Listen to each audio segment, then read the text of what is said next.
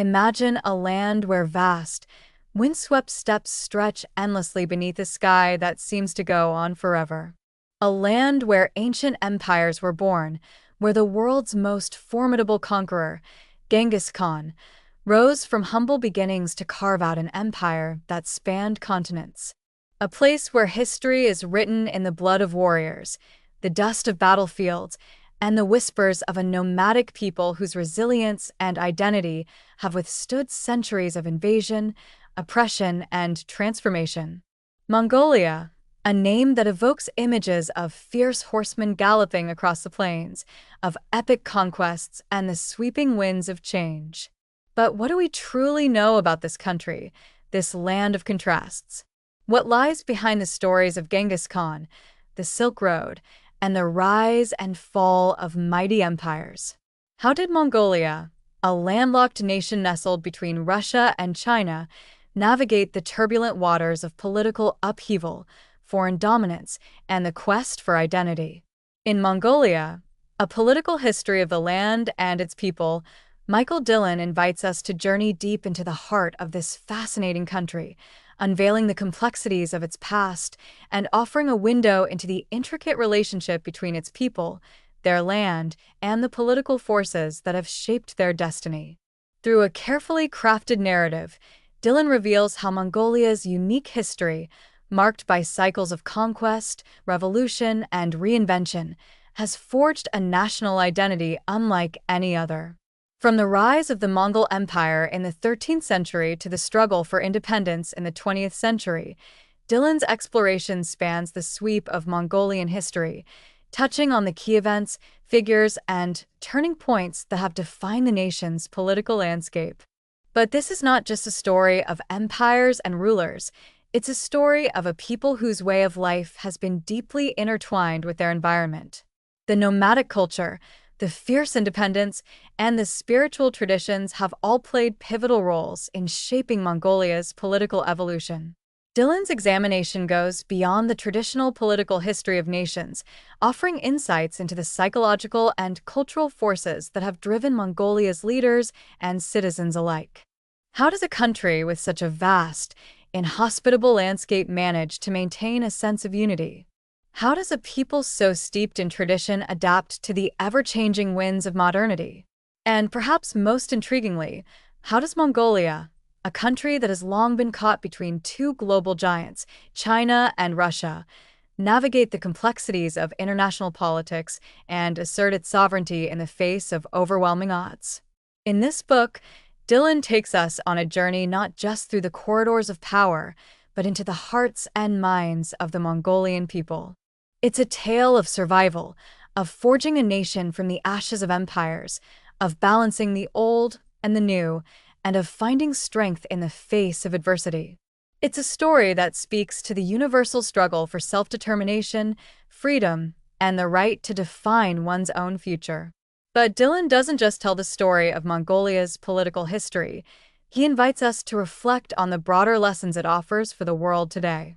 In a time when many nations struggle with questions of identity, sovereignty, and their place in an interconnected global community, Mongolia's journey serves as a powerful reminder of the importance of resilience, adaptability, and the ability to chart one's own course, even in the face of overwhelming external pressures. As we delve into the pages of Mongolia, A Political History of the Land and Its People, we uncover not just the history of a nation, but a story that transcends borders and cultures. It's a story of a people whose history is still unfolding, whose legacy is being shaped in real time, and whose experiences offer valuable insights into the challenges and opportunities of the 21st century. So, what can we learn from Mongolia's past, and what can its history teach us about the political dynamics of the modern world? Join us as we explore the intricate, often turbulent journey of Mongolia, a country that has defied the odds and carved out its own path on the world stage. Through Dillon's lens, we will come to understand not only the political history of this remarkable land, but the spirit of the Mongolian people that continues to burn brightly, unstoppable and unwavering, amidst the winds of time. In this captivating book, Dillon has crafted more than just a historical account. He has woven together a narrative that speaks to the very essence of what it means to be Mongolian, to fight for your place in the world, and to build a nation in the face of overwhelming challenges. The political history of Mongolia is not just the story of rulers and revolutions. It is the story of a people, their land, an indomitable will to survive and thrive against all odds. Introduction: setting the stage for Mongolia's political history. In the introduction, Michael Dillon sets the stage for the reader by describing Mongolia's unique geographical location, cultural heritage, and historical significance. He emphasizes how Mongolia has been shaped by its geography: the vast, rugged steppes, the Gobi Desert, and the Central Asian Plateau, and how this environment has influenced its people's political systems, traditions, and struggles for survival. Dillon's analysis delves into the dual nature of Mongolia's history. On one hand, the country's rich nomadic culture, and on the other, its tumultuous political developments. Dillon outlines the central question that guides the book: how did Mongolia evolve politically from the vast Mongol Empire in the 13th century through the devastating impact of Russian imperialism to the modern-day state of Mongolia? He hints at a deep exploration of Mongolia's political journey, which is intertwined with the broader history of Central Asia, Russia, and China. This introduction sets a humble, yet critical tone as Dillon draws connections between Mongolia's past and present, offering the reader a roadmap for understanding how a small landlocked country became a significant player in world politics during different periods of history. Chapter 1: The Mongol Empire: Origins and Expansion. In the first chapter, Dillon takes the reader back to the 13th century, to the legendary rise of the Mongol Empire under Genghis Khan, one of history's most successful military leaders. He opens with the early life of Temujin, Genghis Khan, exploring his upbringing in the harsh Mongolian steppes, his tribal affiliations, and his eventual unification of the Mongol tribes. Dillon explains how Genghis Khan's leadership was built on a mix of military innovation, strategic alliances, and a visionary approach to governance. The chapter outlines the expansion of the Mongol Empire under Genghis Khan, who forged an empire that stretched from China to Eastern Europe, bringing vast territories under Mongol control. Dillon touches upon the political and administrative structures that Genghis Khan established, which allowed for the effective management of this expansive empire. He examines Genghis Khan's remarkable military tactics, his focus on discipline, merit-based advancement, and the use of psychological warfare to subdue enemies. The political legacy of the Mongol Empire is examined in terms of how it spread Mongol culture, political ideas, and military tactics across Eurasia. Dillon discusses the enduring impact of the Mongol Empire on Central Asia and its role in creating a precursor to global connections between East and West, particularly through the Silk Road. However, Dillon doesn't shy away from the darker side of the empire, addressing the widespread destruction caused by the Mongol conquests, including the sacking of cities and the genocidal tactics employed during these campaigns. He balances the heroic image of Genghis Khan with a critical understanding of the violent nature of his empire building. Chapter 2: The Fall of the Mongol Empire and the Fragmentation of the Khanates. In this chapter, Dillon traces the decline of the Mongol Empire after Genghis Khan's death and the subsequent fragmentation into several smaller khanates. He explains that while the Mongol Empire had been a unifying force under one leader, its vast size, diverse populations, and internal divisions made it prone to fragmentation after Genghis Khan's successors failed to maintain unity. The division into the four major khanates, the Ilkhanate in Persia, the Golden Horde in Russia, the Chagatai Khanate in Central Asia, and the Yuan dynasty in China, is detailed in this chapter. Dillon explores how these separate khanates struggled with internal conflicts, succession disputes, and external pressures from neighboring powers. The eventual downfall of each khanate is a testament to the difficulty of maintaining Mongol power in a rapidly changing political environment. Dillon focuses particularly on the Yuan dynasty in China, which was the last Mongol-ruled state to fall, marking the end of Mongol dominance in China and the rise of the Ming dynasty. He delves into the complexities of Mongol rule in China, including the challenges Mongol rulers faced in governing a predominantly Chinese population and maintaining stability. The fall of the Mongol Empire and the breakdown of the Khanates led to the disintegration of Mongol political unity, leaving the Mongol people in disarray and scattered across the steppes of Central Asia. Chapter 3: The Rise of the Oirat Mongols and the Formation of the Eastern Mongol States. Chapter 3 shifts the focus to the Eastern Mongol states, particularly the rise of the Oirat Mongols. Dillon traces the political fragmentation of Mongolia into smaller tribal groups, some of which rose to prominence in the post-Mongol Empire period. He explains how the Oirat Mongols, located in the western part of Mongolia, played a key role in shaping the political landscape of the region. Dillon explores the dynamics between the various Mongol tribes, including the Oirat, the Khalkha, and the Eastern Mongol clans, highlighting the internal strife and shifting alliances that marked this period.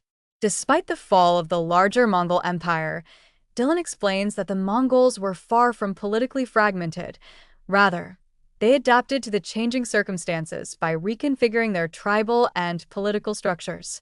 The Oirat Mongols were significant because they sought to reunite the Mongols and challenge the power of the Qing dynasty in China.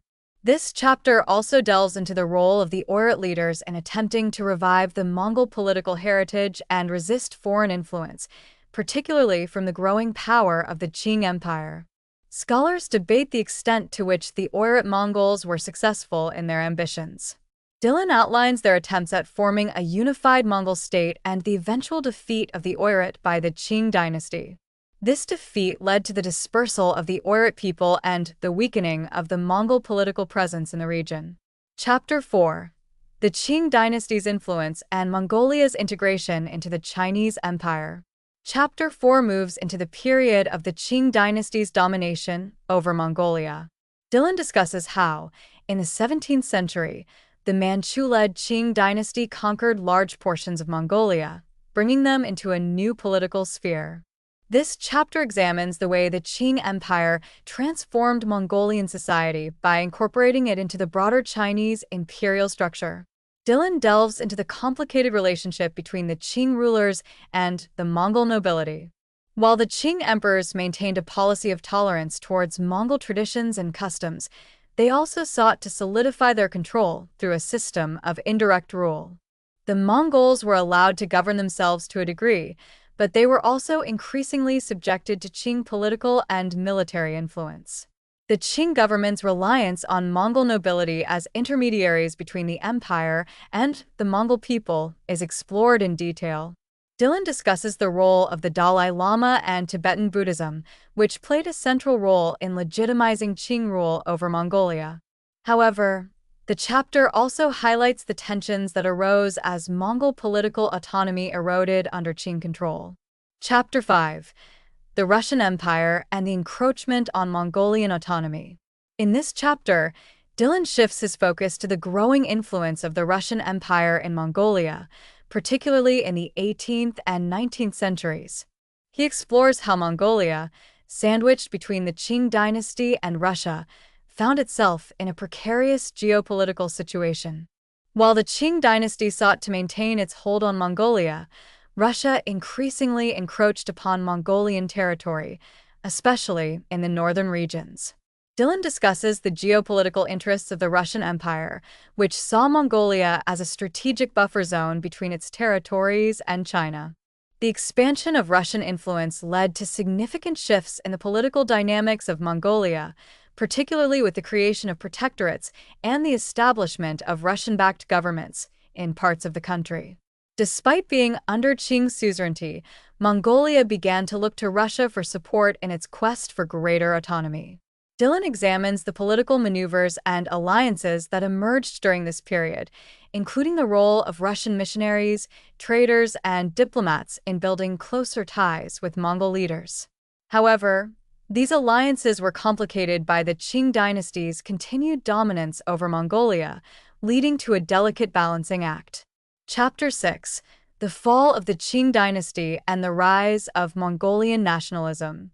This chapter marks a pivotal point in Mongolia's history, as the Qing dynasty begins to crumble in the early 20th century, sparking a wave of nationalism and the desire for Mongolian independence.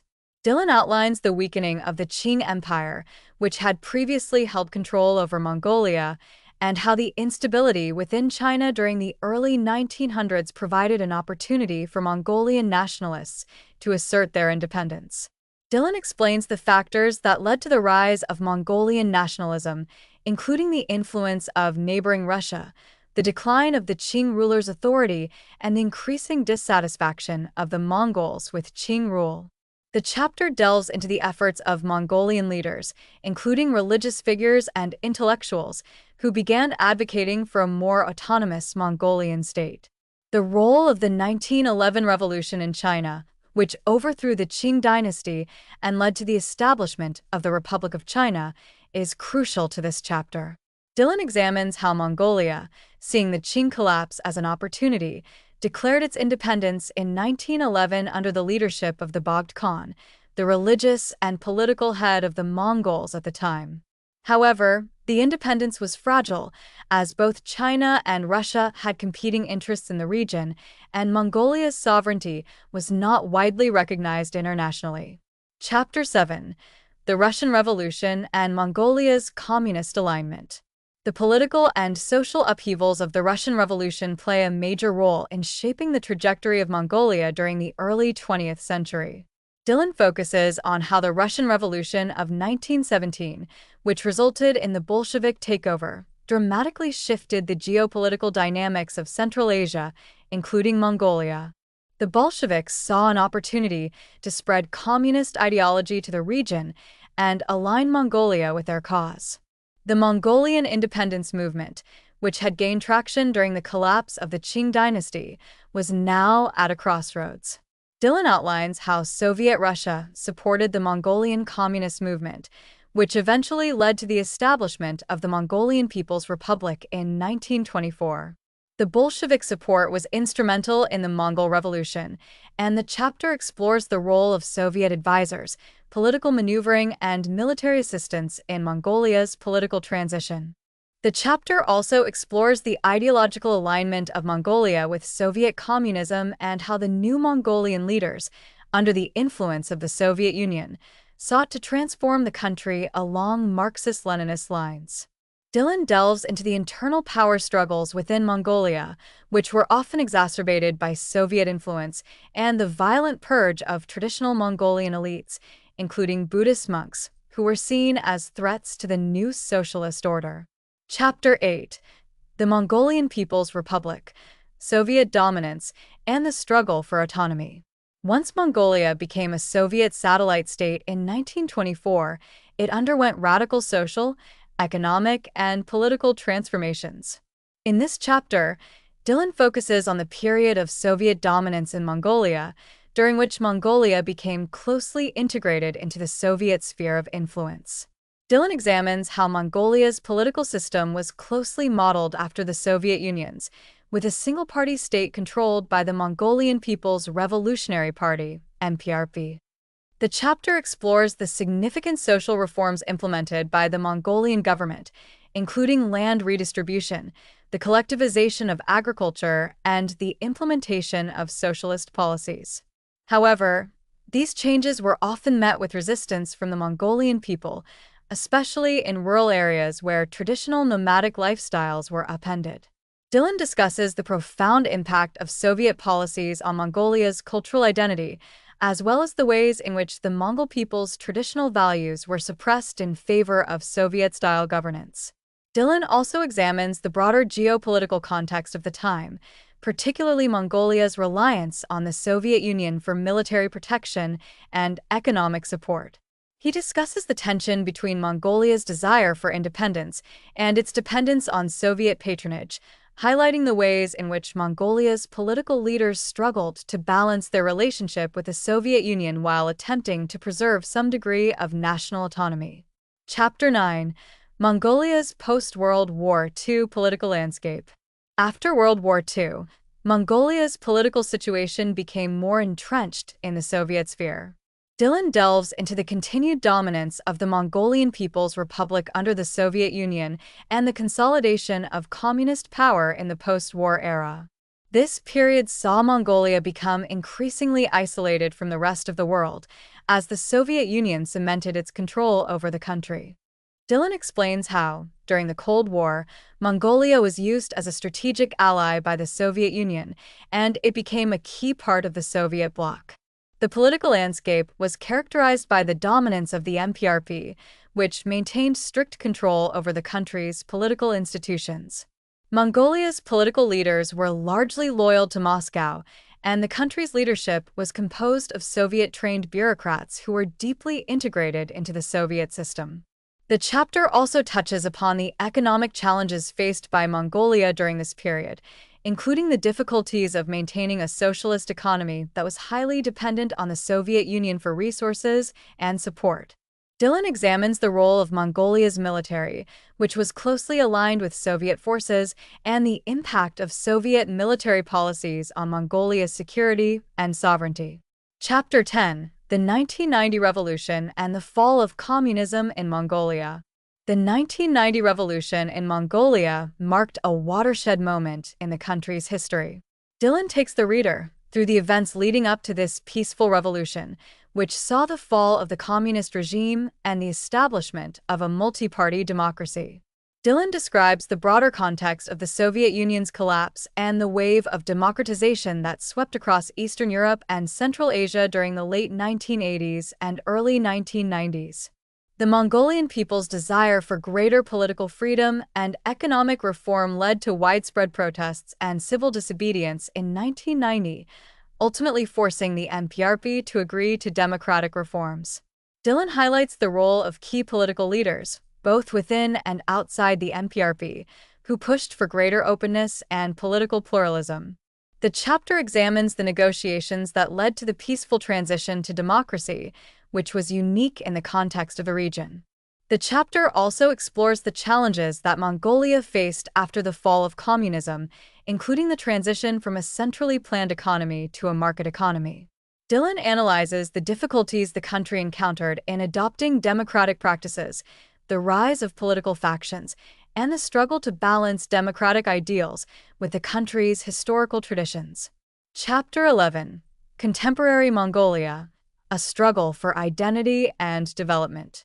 In the final chapter, Dillon looks at contemporary Mongolia in the post-communist era, focusing on the political, economic, and social challenges the country faces today.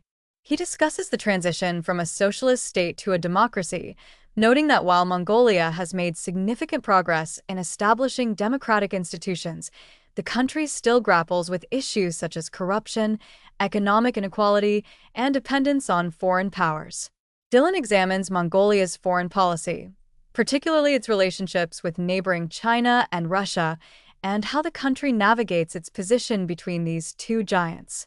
Mongolia has sought to diversify its international relations and build closer ties with Western countries and international organizations, but its geopolitical situation remains precarious due to its landlocked position and reliance on exports, particularly minerals, to China. The chapter also addresses the ongoing struggle to preserve Mongolian cultural identity in a rapidly modernizing society. Dillon reflects on the challenges of balancing economic development with the preservation of traditional Mongol ways of life, particularly in the context of urbanization and the decline of nomadic herding. Conclusion: in Mongolia, A Political History of the Land and Its People, Michael Dillon takes readers on an enlightening journey through the rich, tumultuous, and often overlooked history of Mongolia, a country that has influenced the world in ways both profound and far-reaching. As we draw this exploration to a close, it becomes clear that Mongolia's history is not just a tale of nomadic empires, but a testament to the resilience, adaptability, and enduring spirit of its people. Dillon's narrative, deeply rooted in scholarly research and a vivid portrayal of Mongolia's geography and culture, weaves a story of political and social upheaval that stretches from the ancient Mongol Empire under Genghis Khan to the complex dynamics of the modern era. The rise of Mongol power in the 13th century under Genghis Khan is well known, the conquests that forever reshaped Eurasian history. However, Dillon's work delves deeper into the lesser-known chapters of Mongolia's political evolution, tracing its strategic importance, its shifts in power, and its interactions with external forces, both friendly and adversarial. Through Dillon's lens, we see Mongolia not as a passive backdrop to the grand stage of world history, but as an active participant, navigating the complexities of empire, revolution, and independence. His analysis of Mongolia's political evolution is layered with insight into its cultural resilience, which allowed the Mongols to survive invasions, foreign dominations, and the harsh realities of their environment. The unique geography of the Mongolian steppes, with its vast and unforgiving landscapes, is more than a backdrop. It is a key factor in shaping the Mongolian identity, politics, and strategies of survival. From the collapse of the Qing dynasty to the rise of Soviet influence and the struggle for a modern, independent Mongolia, Dillon's book provides a comprehensive look at the country's political history and its ongoing struggle for autonomy and stability. This is a country that, despite being one of the last holdouts of traditional nomadic culture in a rapidly modernizing world, has always fought to maintain its sovereignty and its unique place in the world. But Dillon's work is not only a historical narrative, it is a conversation about the political and cultural crossroads at which Mongolia now finds itself. The book takes us to the present day, where Mongolia faces new challenges and opportunities, balancing its rich traditions with the demands of globalization, modernization, and the pressures of its more powerful neighbors, China and Russia. Dillon's conclusion is a call to understand Mongolia not through the lens of external perception or as a historical footnote, but as a country with a unique political and cultural heritage. As the world becomes increasingly interconnected, the significance of Mongolia's history and its place in contemporary geopolitics becomes more evident. Understanding its political evolution is not only essential for historians, but for anyone seeking to grasp the complexities of global relations in the 21st century. By the end of Mongolia, a political history of the land and its people, Dillon leaves listeners with more than just a comprehensive understanding of Mongolia's past. He offers a fresh perspective on the role this landlocked, often forgotten country plays in the modern world. His work is an invitation to reconsider the narratives that shape our understanding of nations and peoples, urging us to look beyond surface-level assumptions and explore the deeper, often hidden, forces that shape nations and histories. For those interested in geopolitics, history, and the resilience of the human spirit, Dillon's book provides a powerful reminder that the story of Mongolia is far from over, and its place in the world's future is still unfolding. In closing, Michael Dillon's Mongolia, A Political History of the Land and Its People, is not just a history of a country, it is a reminder of the power of history itself. The forces that shaped Mongolia, from the rise of Genghis Khan to the country's struggle for independence in the modern era, speak to universal themes of survival, resilience, and the search for identity in a complex world. Mongolia may be small in size, but its impact on history, culture, and geopolitics is anything but. Dillon's book is a must-read for anyone who seeks to understand the complexities of this fascinating country and the people who continue to shape its future. Through this lens, we see that the story of Mongolia is far from finished. The people of this vast land continue to evolve and adapt, finding ways to balance the preservation of their ancient culture with the demands of modernity. Their struggles and triumphs are a testament to their enduring spirit, and Dillon's work serves as a profound reflection on the political history of a nation that continues to influence the course of world events. For anyone seeking a deeper understanding of the dynamics of power, culture, and survival, Mongolia, A Political History of the Land and Its People offers a fascinating, thought-provoking journey that will resonate long after the final page is turned. Thanks for listening. Please like, subscribe, and click the bell icon to get new video updates. Happy learning!